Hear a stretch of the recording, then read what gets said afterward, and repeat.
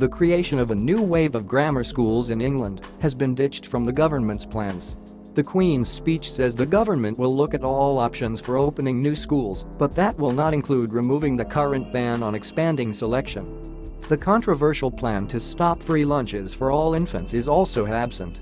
This takes away the biggest source of extra funding promised for schools in the Conservative manifesto.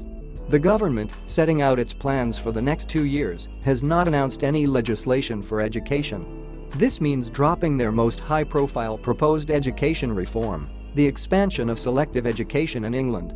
The rewritten plans now call for every child to go to a good or outstanding school, but with the recognition that any changes will depend upon being able to command a majority.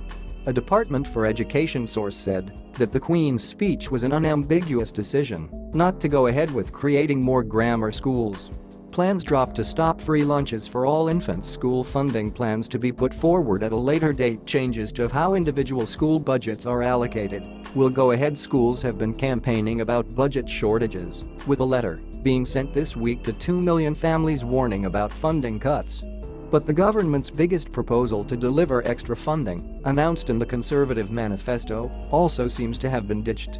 The scrapping of